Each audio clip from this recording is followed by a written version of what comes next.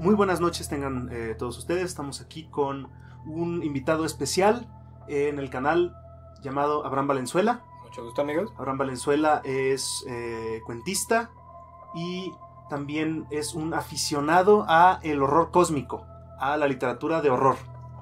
Y hoy nos acompaña para hablar un poco sobre una faceta muy poco leída de este autor norteamericano Howard Phillips Lovecraft, ¿no? Nos viene a hablar un poco sobre su poesía. Así es, amigo.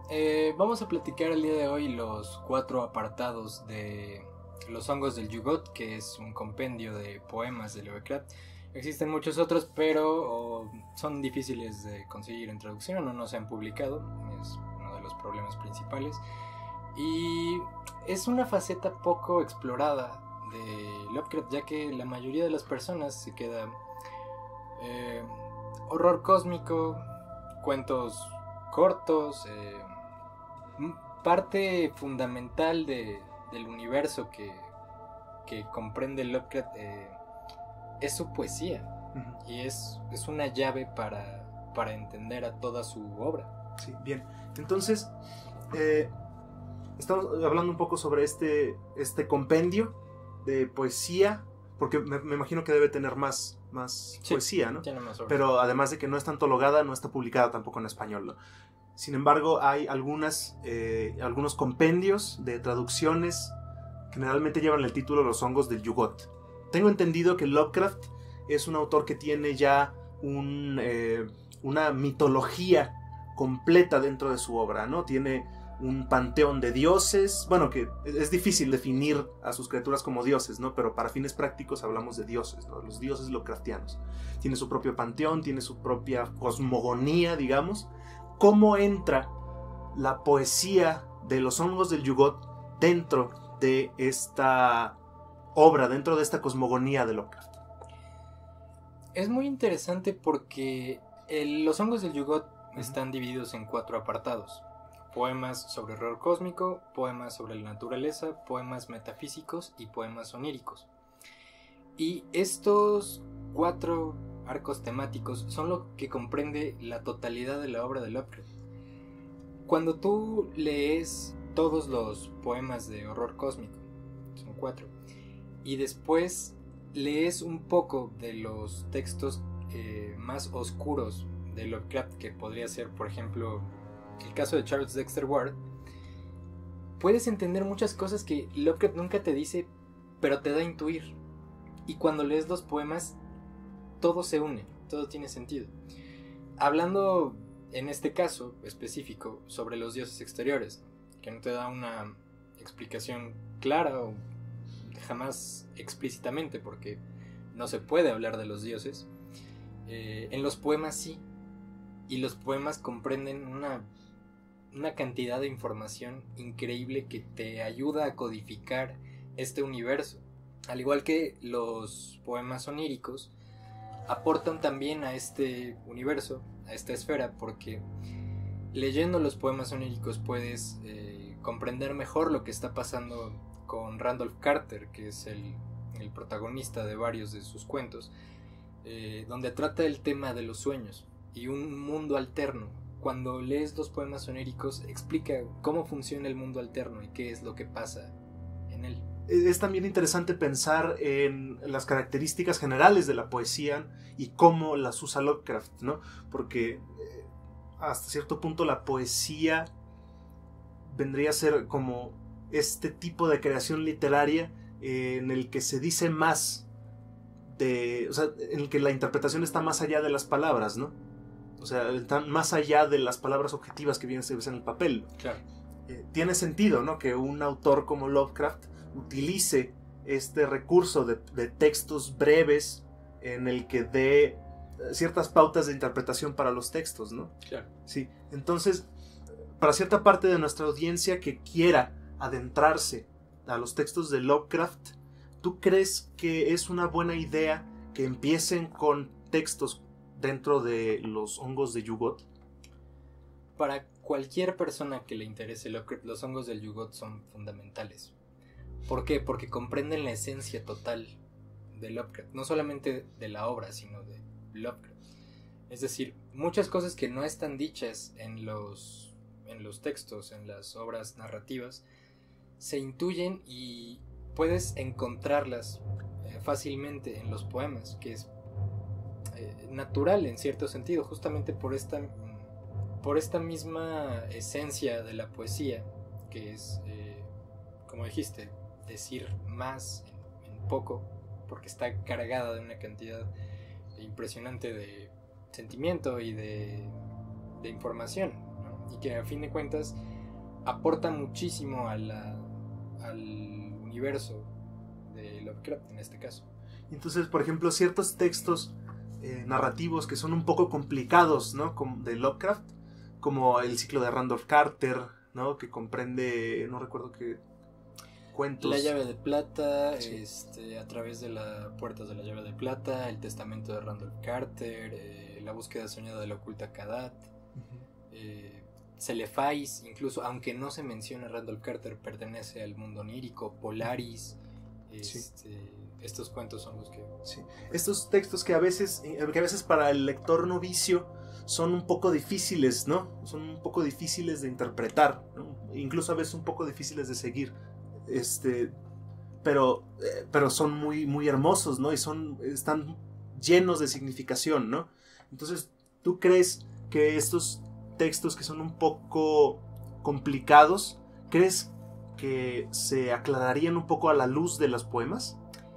Sí, porque una vez leídos los poemas, este tipo de historias que están aparentemente dispersas cobran unidad. Y tiene una profundidad mucho mayor una vez que, ya que lo analizas desde los poemas, espacios como, voy a usar en este caso el universo de Randolph Carter y Polaris, que es un cuento que funciona perfectamente por sí mismo. Tienes un cuento y ese podría ser un cuento, hasta ahí quedó, ¿no? Pero es de los primeros experimentos de Lovecraft hablando del universo onírico. Sí. Es decir, así comenzó. Tal vez no lo tenía planeado todo antes, pero de ahí salió Randolph Carter. Y es un aviso, ¿no? Porque también un método recomendable para leer a Lovecraft es de acuerdo a la publicación de sus obras. Puedes intuir la madurez conforme vas avanzando. Celefais y la llave de plata son una versión mucho más madura y mucho más despierta de Lovecraft, contra su posición de Polaris, que es un cuento mucho más simple, mucho más insustancial, por así decirlo. Hace rato dijiste que los poemas están divididos en temática, ¿no? En los hongos del Yugot. Así es, mira, hay 4 secciones. Es curioso porque lo que estaba pensando todo el tiempo en eso, son 4 secciones y 4 poemas por sección. Yeah. El primero es los poemas de horror cósmico. Estos poemas tienen como protagonistas 2 deidades, sí, que son Azathoth y Nyarlathotep. Y fíjate que es muy interesante porque esto te aclara la cosmología de Lovecraft en cierto sentido. Es oscuro, totalmente oscuro. Ahí sí tienes que hacer un ejercicio de interpretación bastante interesante. Pero, en resumen, captura la esencia del universo y te lo pone de 2 puntos distintos. El universo mismo siendo presenciado por un hombre y una parte colosal del universo andando en el mundo de los hombres, como es Nyarlathotep, ¿no? Además, los poemas de horror cósmico tratan a grandes rasgos de plantear un panorama completo del universo en el que se desarrollan los mitos de Cthulhu. Nótese que es complicado llamarlo así porque a pesar de que los autores están fundados, los autores posteriores a Lovecraft están trabajando sobre el universo que él creó, no siempre llegan a ser tan fieles, ¿no? Sobre este universo de los mitos de Cthulhu da una explicación increíble porque va de un particular que es Sirenas Portuarias hasta la totalidad del cosmos que es Azathoth, ¿no? Y te presenta un resumen de de todo el universo en 4 poemas. Los poemas de la naturaleza tratan...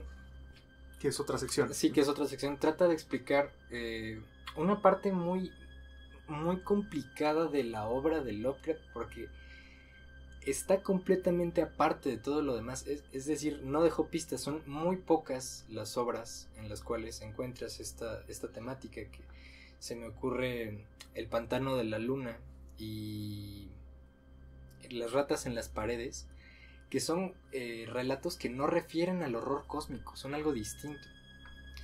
Y en los hongos del Yugot se encuentra la explicación, por así decirlo, de estas maldades distintas a las entidades cósmicas, que es lo que normalmente encuentras en Lovecraft, en la mayoría de sus cuentos. Por otra parte, los poemas metafísicos, esto es complicado de explicar, son el resumen de la ideología de Lovecraft. Sí. Son de los más complicados y de los más oscuros, en realidad. Puedes darle una lectura rápida, por así decirlo, a los poemas de horror cósmico y no habrá mayor problema, pero los poemas metafísicos son mucho más oscuros porque no vas a encontrar un referente en la otra obra. Un referente claro, por así decirlo.